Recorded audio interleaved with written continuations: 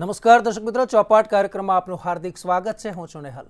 મિત્રો, ગુજરાતની જો વાત કરવામાં આવે તો કૃષિ ક્ષેત્રે ખૂબ જ વિકસિત છે તેવો દાવો સરકાર તરફથી તો કરવામાં આવે છે, પણ પાછલા 2 વર્ષની જો વાત કરવામાં આવે તો ગુજરાતમાં વરસાદ છે ઓછો પડ્યો છે ને તેને કારણે ડેમમાં જેટલી માત્રામાં પાણી ભરાવા જોઈએ તેટલી માત્રામાં પાણી ભરાયા નથી। કેન્દ્ર અને રાજ્ય સરકારે કૃષિને વેગવાન બનાવવા માટે પ્રયાસ તો કર્યા છે, પણ હજુ ધારી સફળતા પ્રાપ્ત થઈ નથી। ખેડૂતોને સિંચાઈનું પૂરતું પાણી મળતું નથી તો વળી માઇક્રો ઇરિગેશનનો ઉપયોગ તમામ ખેડૂતોએ હજુ સુધી શરૂ કર્યો નથી। પ્રધાનમંત્રી કૃષિ સન્માન નિધિ યોજનાની સહાય ખેડૂતોને માટે સન્માન છે કે પછી અપમાન તેના ઉપર પણ સવાલ ઉઠી રહ્યા છે। ત્યારે ખેત મજૂરોને પૂરતું કામ અને પૂરતી મજૂરી પણ મળતી નથી અને તેના કારણે ક્યાંક એવું લાગી રહ્યું છે કે જે ખેત મજૂરો છે તેનું શોષણ થઈ રહ્યું છે। તો પાક વીમો સમયસર અને પૂરતો નહીં મળતા ખેડૂતોએ સરકાર સામે બાયો ચડાવી છે। દેશભરમાં સોઇલ હેલ્થ કાર્ડથી જમીન ચકાસણીની વ્યવસ્થા તો છે, પણ આજે પણ મોટાભાગની જે બંજર જમીન છે તેનો ઉપયોગ થઈ શકતો નથી। ખેડૂતોનું દેવું સતત વધી રહ્યું છે, પાક નિષ્ફળ જઈ રહ્યો છે, બિયારણ નકલી હોવાની પણ અનેક ઘટનાઓ ટીવીમાં અને અખબારમાં આવતી હોય છે। તો આ સિવાય પણ કેટલાક કારણો છે કે જેને કારણે ખેડૂતો આત્મહત્યા તરફ જે ના છૂટકે કહી શકાય તેવું પગલું ભરવા માટે પણ પ્રેરાયા છે। છેલ્લા 3 મહિનામાં ગુજરાતમાં 13થી પણ વધારે ખેડૂતોએ આત્મહત્યા કરી છે। દેશના કૃષિ ઉત્પાદનમાં ગુજરાતનો ફાળો 7.3% જેટલો છે, ત્યારે ગુજરાતમાં યોજાતા કૃષિ મેળા કેટલા ફાયદાકારક સાબિત થાય છે તે પણ વિચારવા જેવી બાબત છે। ગઈકાલે જ વડાપ્રધાન મોદીએ રિમોટ કંટ્રોલથી જામનગરનો રણજીત સાગર ડેમ ભરવાની કામગીરી હાથ ધરી છે, પરંતુ મોટાભાગના તળાવો આજે સુકાઈ ગયા છે। કચ્છ, સૌરાષ્ટ્ર અને ઉત્તર ભારતમાં ઘાસચારાની અછત જોવા મળે છે અને ત્યારે માલધારીઓએ ઉચાળા ભરવાની નોબત આવી છે। ત્યારે હવે વરસાદ પડે ત્યાં સુધી તમામ ડેમનું પાણી માત્ર પીવા માટે જ ઉપયોગમાં લઈ શકાશે, સિંચાઈ માટે આપવામાં આવશે નહીં તેવી સરકાર તરફથી જાહેરાત કરવામાં આવી છે। 2022 સુધીમાં ખેડૂતોની આવક બમણી કરવાની જે વડાપ્રધાનની નેમ છે તે પૂરી થશે કે કેમ તેના ઉપર પણ અત્યારે ગુજરાતના પ્રજાજનો ચિંતા પ્રગટ કરી રહ્યા છે અને એટલે જ ચોપાટમાં આજે આ વિષય લીધો છે જેનું નામ છે પાણી વિના પાક ક્યાંથી।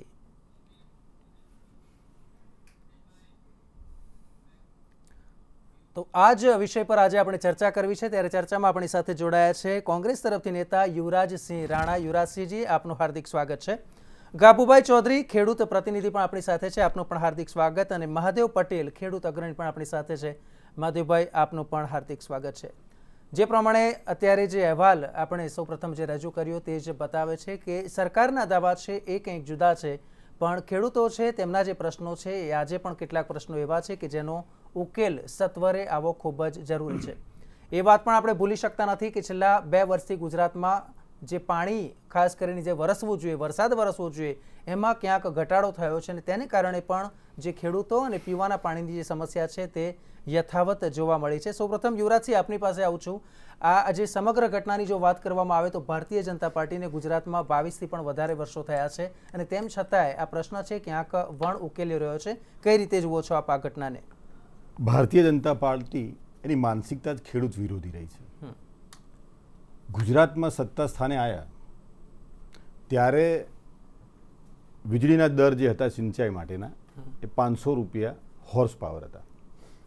સત્તા મળીને તરત એ લગભગ 1100 રૂપિયા એમણે કરી દીધા। ગુજરાતમાંથી જે તે વખતના આપણા મુખ્યમંત્રી શ્રી નરેન્દ્રભાઈ મોદી 2014માં ભારતના વડાપ્રધાન બન્યા। એમનો ખેડૂતો માટેનો પ્રેમ મે મહિનામાં એમણે ગાદી સંભાળી, જૂનમાં તાત્કાલિક અસરથી જમીન અધિગ્રહણ કાયદાને બદલી નાખ્યો। જે જમીન ખેડૂતોની લેવાની હોય એમાં 80% ખેડૂતો સંમત હોવા જોઈએ। આ યુપીએની સરકારનું આ નિયમ હતો જમીન અધિગ્રહણ માટે, જે એમણે તાત્કાલિક અસરથી બદલી નાખ્યો। પરંતુ રાજ્યસભામાં એમની બહુમતી નહોતી એટલે ત્યાં એને કાયદો ન બનાવી શક્યા। એટલે જે રાજ્યોમાં ભારતીય જનતા પાર્ટીની બહુમતીવાળી સરકારો હતી ત્યાં એમણે એ પસાર કરાવી લીધો। આ ખાલી યાદ કરાવ્યું ભારતીય જનતા પાર્ટીના ખેડૂત પ્રેમ માટે। એટલે તમારા માધ્યમથી ટીવી પર જોનારા માણસો, ખેડૂતો એને સમજી શકે કે ભારતીય જનતા પાર્ટીના ખેડૂતો માટે કેટલો પ્રેમ છે। તમે શરૂઆત કરી ત્યારે એમણે ભારતીય જનતા પાર્ટીના દાવાની વાત કરી, એટલે માત્ર એમના દાવાઓ જ છે, એ પોકળ માત્ર વાયદો છે।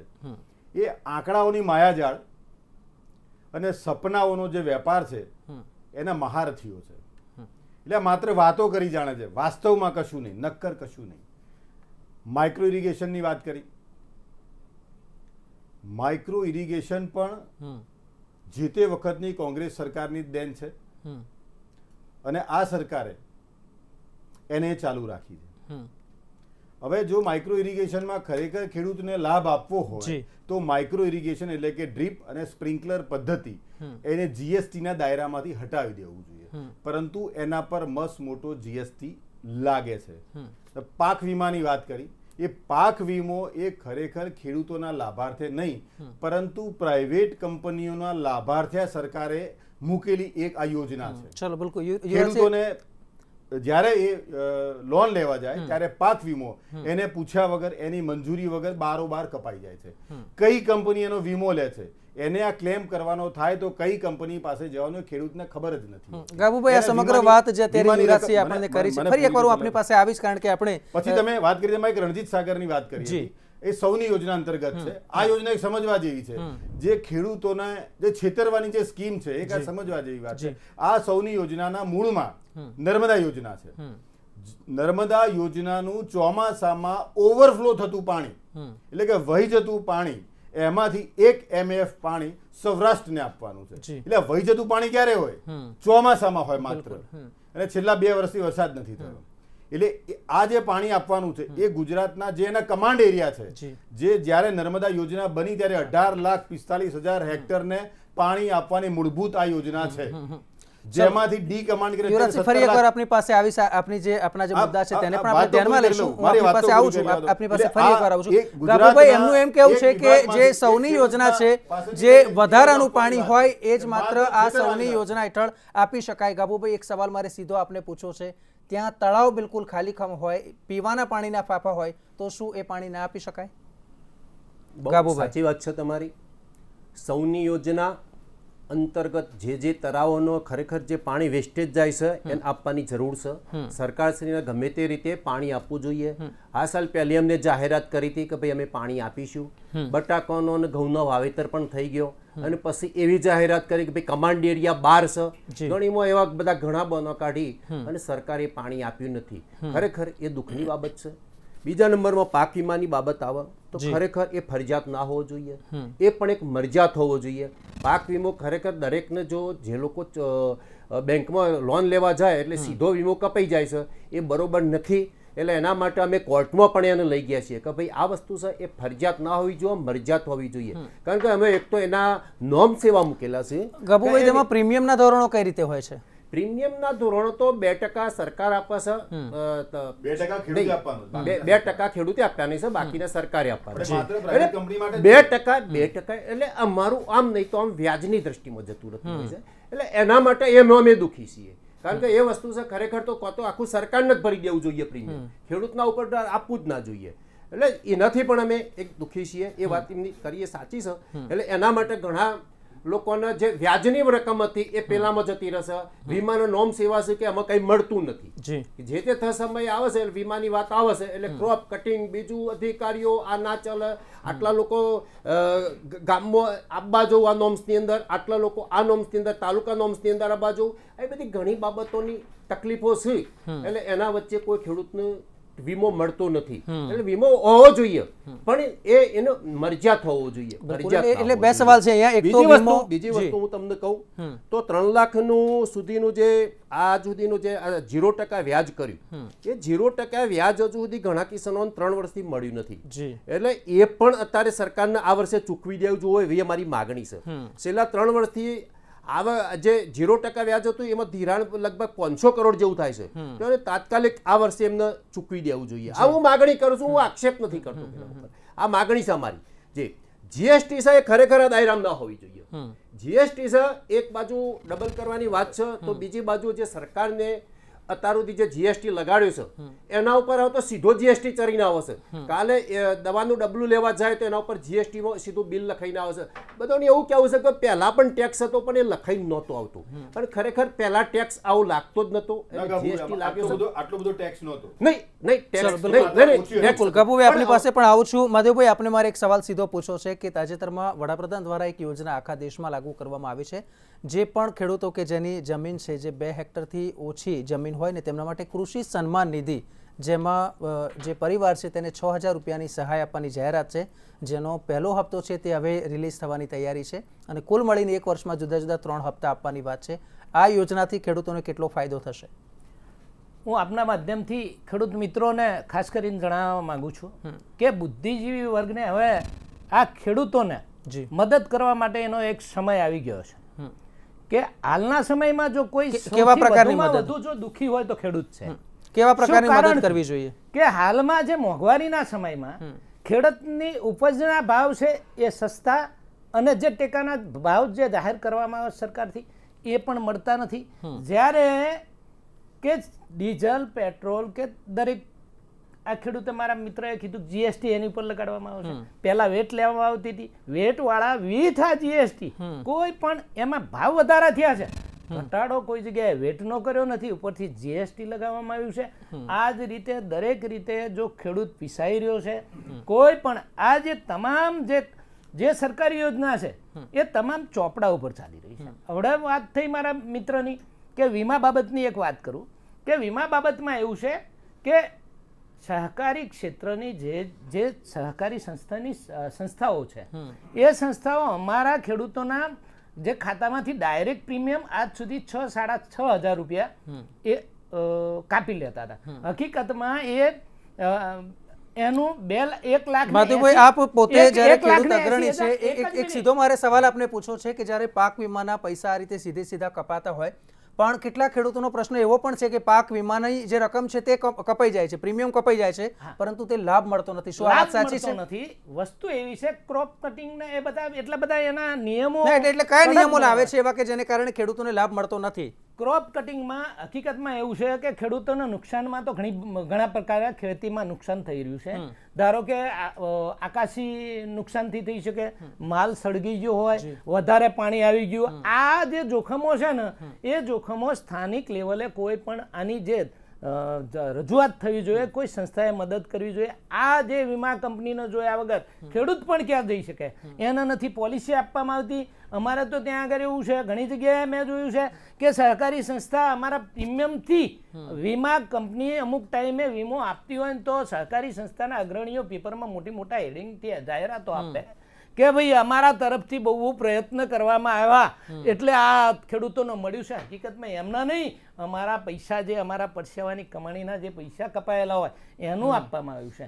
હાલ ખેડૂત તમે જોશો દરેક જગ્યાએ, દરેક તાલુકામાં, આવડે ભરૂચ જિલ્લામાં, વાગરામાં, સાણંદમાં, જામનગરમાં દરેક જગ્યાએ આંદોલનો કરી રહ્યા છે. એનું જીવન જીવવા માટે એને મથી રહ્યા છે. એનું કારણ છે કે આ છેલ્લા 22 વર્ષ તો ઠીક છે, પણ છેલ્લા 10-15 વર્ષથી આ ખેડૂતોને જે જરૂરિયાતો હોય એ જરૂરિયાતો, ખેતીના જરૂરિયાતોમાં ભાવ સતત વધતા રહ્યા છે અને સામે જે એનો પાક છે, બિલકુલ એને જે લાભ મળવો જોઈએ અને જે નફો મળવો જોઈએ તેમાં સતત ગાબડું પડી રહ્યું છે, જે પ્રમાણે આપ વાત કરી રહ્યા છો. બહુ સ્પષ્ટ વાત છે. યુવરાજસિંહ, ફરી એકવાર આપની પાસે આવું છું. મારે આપની પાસે ફરી એકવાર આવું છું. એક સીધો સવાલ પૂછવો છે કે આટલા બધા મુદ્દા છે જે અત્યારે ખેડૂતની પરિસ્થિતિ આટલી દયનીય છે, તો કોંગ્રેસના એવા કાર્યો કેમ દેખાતા નથી કે પ્રજાને અને ખેડૂતોને સીધા જ આકર્ષી શકે? ચોક્કસ છે, કોંગ્રેસ હંમેશા ખેડૂતોના પક્ષે જ રહી છે અને ગુજરાતમાં આજે જે ખેડૂતોની જે થોડી ઘણી પણ સારી સ્થિતિ છે માત્ર કોંગ્રેસને આભારી છે. ગુજરાતની અંદર નર્મદાથી માંડીને 20 થી 22 મોટા ડેમ અને 500ની આજુબાજુના નાના ડેમ એ તમામ કોંગ્રેસની જ દેન છે. શ્વેત ક્રાંતિ કોંગ્રેસની જ દેન છે. અને શ્વેત ક્રાંતિ તો મારી દેન નથી અને ભાજપની દેન નથી. જોયા એ વાત તમારી ખોટી છે. નહીં, એ વાત ખોટી છે. બીજી વસ્તુ જો કોંગ્રેસ ધારો નહીં એક મિનિટ યાર, તો અમારી સરકાર કોંગ્રેસને તો હર્યું હતો તે દિવસે તમે વિધાનસભાનો ઘેરાવ કરો છો, ખેડૂતોના 70 ખેડૂતો શહીદ થઈ જતા તે દિવસે, કેમ કોઈ શહીદ થવા માટે તૈયાર નહોતું? બિલકુલ ખોટી વાત કરો કોંગ્રેસ તો વાત કરવી નથી યાર, કિસાન વાત ભૂલી જાઓ તમે. ભારતીય જનતા તમે ખેડૂત માટે કઈ નથી કરતા. ભગીની સંસ્થા છે, કોઈ કોંગ્રેસ કશું એટલે કરવા એ માંગતી માત્ર નથી. ભાજપના તરફે બોલશે, ચોક્કસ વાત છે. આગેવાનો જે કંઈ ચલો, જે કરે છે, તમે મને બોલવા દો, તમે બોલવા દો, તમારો વારો એટલે બોલી લેજો. ભારતીય કિસાન સંઘ માત્ર ભારતીય જનતા પાર્ટીની ભગીની સંસ્થા છે. જ્યારે કોંગ્રેસનું શાસન હોય રાજ્યમાં ત્યારે આ સંઘ ગુજરાતના તમામ રોડ રસ્તા બંધ કરી ઝાડે ઝાડ ઉભા પાડે છે. અને 22-23 વર્ષથી ભારતીય જનતા પાર્ટી સરકાર છે. આ સંઘ પાણીમાં બેઠો છે. પેલા ખેડૂત આગેવાને કીધું કે અત્યાર સુધીના તમામ આગેવાનોમાં ક્યાં ખેડૂત કશું જ નથી, માત્ર તમે મુખોટું બદલીને બેઠા છો. બાકી ભાજપની ભાષા બોલો છો. ભાજપની ભાષા બોલો છો. તમે ભાષા બોલો. ભાજપમાં જોડાયો છે. આ 2000 રૂપિયા જે આપવાની તમે વાત કરી, 2000 રૂપિયા જે આપવાની વાત છે, જો નરેન્દ્રભાઈ મોદીને કે ભારતીય જનતા પાર્ટીને કિસાનના ખેડૂતોના પ્રેમ માટે જો આપતા હોત તો 2014 માં ગયા હતા અહીંયાથી, તો 14 થી આપી દેવા જોઈએ ને આજ સુધી. આ શાને માટે ઓફર આપો છો? તમારે 2014 માં આપી દેવા જોઈએ હતા ને, તો અત્યારે 30,000 રૂપિયા સુધીના પૈસા આપ્યા. એ વખતે જે તો વખતે તમારી પર સરકાર હતી ત્યારે કેમ નહોતા આપ્યા? છો ભારતીય જનતા પાર્ટીના આગેવાન નથી, આ ભારતીય જનતા પાર્ટીના આગેવાની જેમ જ બોલે છે. નહીં, એવું નહીં. વાત કરો તમે. એક વાત તમે આવરી લો, એ વાત તમારી ખોટી છે. 2014 માં ગયા તો ખેડૂતોને અરે, 2014 આપવો જોઈએ. મેં સરકારની વાત કરી કે નહીં કરી અત્યારે? સન્માનની નિધિ 2014 માં આપવી જોઈએ કે ના આપવી જોઈએ? શાને માટે ના આપી? આ 2019 માં માધવભાઈ એક સીધો સવાલ મારે પૂછવો છે કે જ્યારે આપણી પાસે આવું છું માધવભાઈ, 2000 રૂપિયા માત્ર ખેડૂતોને ચૂંટણી માટે લક્ષ્ય આપે છે, બાકી 14 માં આપવા જોઈએ એમણે. માધવભાઈ, આ તો આપણે ગુજરાતની વાત કરીએ છીએ. દેશના લેવલે જો વાત કરવામાં આવે તો મને ધ્યાન છે કે જ્યારે અટલ બિહારી વાજપેયી આપણા વડાપ્રધાન હતા, એમણે એક નેમ વ્યક્ત કરી હતી કે દેશની તમામ જે નદીઓ છે, નાની મોટી નદીઓ, કેટલીક સૂકી નદીઓ, કેટલીક બારમાસી નદીઓ, તેનું જોડાણ થવું જોઈએ, ઇન્ટરલિંકિંગ થવું જોઈએ. ગુજરાતમાં જો વાત કરવામાં આવે તો લગભગ 22 વર્ષથી પણ વધારે સમયથી ભારતીય જનતા પાર્ટીનું શાસન છે. નર્મદાની કેનાલ છે, કેટલાક કચ્છ સુધી પહોંચી છે, તે પણ આપણે જોઈએ છે, સૌરાષ્ટ્ર સુધી પહોંચી છે. એ જોડાણને આપ કઈ રીતે જોઈ રહ્યા છો, અને જો એ જોડાણ થયા હોત તો ગુજરાતની જનતાને શું લાભ મળત? લોકાર્પણ કર્યું માધવભાઈ, એ વખતે માધવભાઈ, નેટવર્ક પૂરું કરવા ભારતીય જનતા પાર્ટી સરકારે ખાતરી આપી હતી. આજે નર્મદા અને કેનાલોનું બધું જ કામ બાકી છે. 23 વર્ષથી માધવભાઈ આપની પાસે મને સાંભળવા દો કે પ્રથમ તો એક વસ્તુ વાત કરું હું તમને. મહત્વની વસ્તુ એ છે કે આ નર્મદા ડેમની યોજના જે લાગુ કરવામાં આવેલી ત્યાંનો ઉદ્દેશ શું હતો? કે એનો ઉદ્દેશ ફક્ત ખેતી અને ખેડૂત. હાલની સરકારે આ જે ભાઈએ કર્યું એની સાથે હું સંમત છું કે વધારાનું પાણી હોત કચ્છ કે કાઠિયાવાડ બાજુ મોકલવું જોઈએ. હવે અહીંયા સ્થાનિક જે એના કમાન્ડ વિસ્તારના ખેડૂતો અહીંયા રાડો પાડે છે. અમારા હમણાં 3 તારીખે સાણંદમાં મોટું સંમેલન, 5 થી 7 હજાર ખેડૂતોનું સંમેલન હતું, આપને ધ્યાન હશે. હવે એ ક્યારે કરવું પડે? અહીંયા અમારા પાસેથી મોટી મોટી કેનાલો તો સ્પષ્ટ કેવું છે કે જેટલું પાણી આપવાનું હતું તે અમે આપી દીધું છે. કમાન્ડ વિસ્તારમાં પાણી આપી દીધું છે. હવે ખેડૂતો એમનું મારું એ જ કહેવું છે કે એમનું આયોજન જ ખોટું છે કે વહીવટી જે કામગીરી એ કરી રહ્યા છે એ એટલું બધું કરી. બીજું એક મહત્વનો પ્રશ્ન એવો છે મારો કે અમારું જે આ ખેતીનું પાણી છે એ ઉદ્યોગોને 40% જેટલું, મારો એવો આક્ષેપ છે કે આ ગેરકાયદેસર અમારું પાણી, અમારા હકનું પાણી એ અત્યારે હાલ તમે નેનો આ બીજા બધા જે છોની યોજનાનું પાણી જાય છે ત્યાં આગળ પણ તપાસ કરાવો. હું આજે તમને એ ચેલેન્જ આપું. હવે સરકારે અમલમાં મૂકી જ ને કે જે ગંદુ પાણી છે તેને રિસાયકલ કરીને ઇન્ડસ્ટ્રીને આપવામાં આવશે, એટલે એ પ્રશ્નનો તો ઉકેલાઈ ગયો. નર્મદા યોજનાનું ગુજરાતના ફાળે 9 MF પાણી આવે છે, જેમાંથી માત્ર એક જ MAF ખેતી સિવાયના હેતુ માટે વાપરવાનું હતું, પરંતુ અને બાકીનું બધું જ પાણી ખેતી માટે આપવાનું હતું. પરંતુ આજે એનાથી બિલકુલ વિપરીત થઈ રહ્યું છે. અને ખેતી માટે તો એનું જે કેટલા હેક્ટર જમીનને પાણી આપવાનું પણ નથી હતું. 18.45 લાખ હેક્ટરને પાણી આપવાનું હતું. આજે સરકાર આંકડા બતાવે છે, હજુ તો એમના આંકડામાં 7 લાખે પહોંચ્યા છે. વાસ્તવમાં 7 લાખ. યુવરાજસિંહ, હમણાં આપણે વાત કરી કે સરકાર છે તે તમામ લોકોને પાણી અત્યારે નથી આપતી. એક સીધો પ્રશ્ન આપે વાત કરી કે આપના સમયમાં જે ચેક ડેમ બન્યા હતા, જે તળાવોનો ડેમ પણ બનેલા, ચેક ડેમ પણ બનેલા, આ જે બન્યા છે, લાગે છે કે અત્યારે જો વાત કરવામાં આવે તો સુજલામ સુફલામ યોજના છે ને તેના માધ્યમથી ફરી એકવાર તળાવને ઊંડા કરવાની બાબતને ધ્યાનમાં લઈએ તો તેનાથી શું ફરક પડશે? જો આ વખતે ચોમાસું સારું જાય, શું ફરક પડશે? શું કહો છો? આ વખતે ચોમાસું સારું જાય અને તળાવોને ઊંડા કરવામાં આવે, જળ છે નીચે જશે કે નહીં? જળના તળ ઉપર આવશે કે નહીં? એક લોલીપોપ ખરેખર કામ છે, થાય, કોઈ તળાવો ખરેખર કામ ઊંડા થાય, થતા પાણીનો નથી, સંગ્રહ કરવામાં થાય તો આવતા ખેડૂતનું નથી, ભલું ચોક્કસ ચોપડે થવાનું છે. છે, પરંતુ વાસ્તવમાં થતું નથી. ગયા વર્ષે આ યોજના ખેત- હતી ખેત- ત્યારે ફરી પાછું માત્ર સવાલ એ જ આવે કાગળ છે, પર છે. વાસ્તવમાં થતું નથી તો પછી સરકારમાં કોંગ્રેસ શું કરે છે? યુવરાજજી, વિપક્ષ તરીકે તમે નબળા છો કે આ મુદ્દાને તમે લેતા નથી, કારણ કે દેશની ગુજરાતની જ્યારે કરોડો પ્રજા ખેતી સાથે સંકળાયેલી હોય તો કોંગ્રેસ શું કરે છે? આ ખેત વિધાનસભામાં તલાવડીનું- ખેત તલાવડીનું નીતિનભાઈ મોટું પટેલ વિધાનસભામાં આપ આ પ્રશ્નોને ઉઠાવો છો? વિધાનસભામાં આ પ્રશ્નોને ઉઠાવો છો? મોટામાં મોટું કૌભાંડ આ સરકારમાં પકડાયું, આપને યાદ હોય તો કે આ કૌભાંડ એટલું બધું સરકારને જવાબ આપવો પડે. બાકી આ સરકારે કામ જ ના કરે, જવાબ ક્યાંથી આપે? એ કોંગ્રેસે વિપક્ષ તરીકે એની ભૂમિકા નિભાવી હોય ત્યારે જ સરકારે એનો જવાબ આપ્યો હોય. અને જે તમે તલાવડીની વાતો કરો છો, મહત્વની તો બાબત એ સૌથી છે કે મોટું આ કૌભાંડ તો વખતે જે GLTC નું કૌભાંડ હતું. 182 સીટો છે, 182 સીટોમાંથી 77 સીટો કોંગ્રેસને મળી છે, હા, તોય કેમ ચોક્કસ. કોંગ્રેસ પોતાનો અવાજ બુલંદ નથી કરતી? અરે બુલંદ કરે છે એટલે તો જવાબ આપે છે ગૃહમાં, નહીં તો જવાબ જ ના આપે. આ સરમુખત્યાર શાહીવાળી સરકાર છે, જવાબ જ ના આપે. કોંગ્રેસ વિપક્ષમાં સક્રિય ભૂમિકામાં છે એટલે તમને જવાબ આપવો પડે, એટલે તમને આંકડા રજૂ કરવા પડે. માધવભાઈ, આપની પાસે આવો જ એક નહીં. સીધો સવાલ પૂછવો છે. વડાપ્રધાનની નેમ છે કે 2022 સુધીમાં ખેડૂતોની આવક અરે જરા આખા એમનું દેશમાં તમને બમણી કરવી 2022 છે. પછી કે આ એમના 4 2014 વર્ષનું શું થયું? બમણી આવક ચાર થશે કે વર્ષનો કેમ? હિસાબ અને આપે. નથી થતી તો થાય માટે શું કરવું જોઈએ? 4 વર્ષનો હિસાબ આપે બે મિનિટ, 2022 એમના આંકડા તમને આપી દઉં ને. જી, આ સ્ટેટિસ્ટિકના જ આંકડા છે. 2014માં મનમોહન સિંહની સરકાર હતી ત્યારે અને અગાઉની સરકારોમાં પણ કૃષિ વિકાસ દર 5% હતો, જ્યારે અત્યારે ઘટીને 3% પર આવી ગયો છે. તો હવે જો એમને આ પ્રમાણે 22માં આવક ડબલ કરવી હોય, પહેલા તો આ વાત જ છેતરામણી છે. આવક કઈ રીતે ડબલ કરવા માંગે છે એની કશી ચોખવટ કરતા નથી, માત્ર વાયદા કરે છે. અને કૃષિ વિકાસ દર ચાલુ વર્ષમાં 17-18 અને 18-19માં ઘટી રહ્યો છે. આ એમની જ સરકારના જાહેર કરેલા આંકડા છે. તો કેવી રીતે વધારવાની વાતો કરે છે? ગુજરાતમાં પણ કૃષિ ઉત્પાદન ઘટતું જાય છે. બુદ્ધિજીવી ખેડૂત આ વખતે સમજી ગયો છે આવો આપની કે બુદ્ધિજીવી તમામ ખેડૂતને સમજણ છે કે 2022ની એ મોટામાં મોટી લોલીપોપ છે. હાલમાં જે 6000 જાહેર કરે ને 2000 નાખવામાં આવ્યા છે, એ માત્ર એ ચૂંટણી પણ જીતવા અમારી માટેની વાત છે. પાસેથી તમે ડીઝલના નામે 1 લીટર પાછળ અમારી પાસેથી 35 રૂપિયા આ સરકાર વધારાના લઈ રહી છે. કે મનમોહનસિંહ સરકાર હતી, અગાઉની જે સરકાર હતી, એક જ બેરલના ભાવના, હાલમાં પણ એ જ બેરલના ભાવ થી જ્યારે ડીઝલ વિદેશમાંથી આયાત થાય છે અને અહીંયા અમને જે વધારે પ્રમાણમાં 35 જેવો લઈ એ અમારે એક વધારે ટેક્સ વસૂલવામાં આવે છે. આ ડીઝલ રહ્યું એ અમારી સાથે વણાયેલું છે. એના સિવાય ટ્રેક્ટર, અમારા ડીઝલ પંપો ચલાવવાના, આ બધી જે કામગીરી છે.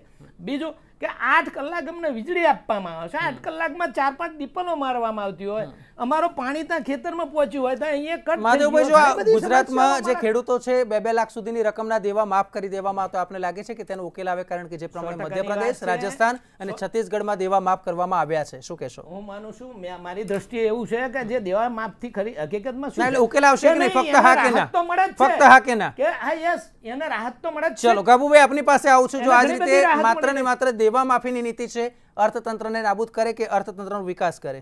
ગાબુભાઈ, જો અમારી તમે ખાલી ખેડૂતોની વાત, અચ્છા ચલો ગાબુભાઈને પૂછ્યું. ગાબુભાઈ. જો આવા તે પાછા કે મને બોલવા નહીં દેતા. અમારી વાત એક જ છે કે દેવું થાય છે કઈ રીતે, થવું ના જોઈએ ખેડૂતો દેવું, આ અમારી માગણી છે.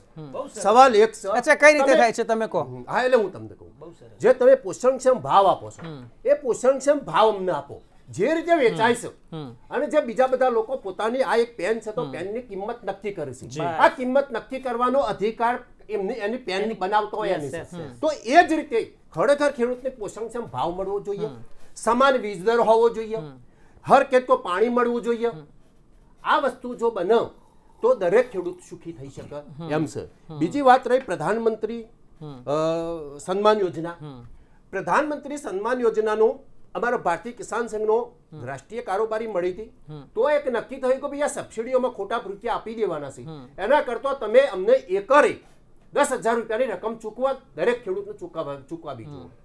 સવાલ એ તો અમે તારીખ 8મી ફેબ્રુઆરીએ દરેક જિલ્લા મથકો પર, આખા ભારતભરના જિલ્લા મથકો પર આવેદનપત્ર કલેક્ટર શ્રીને આપવામાં આવ્યો.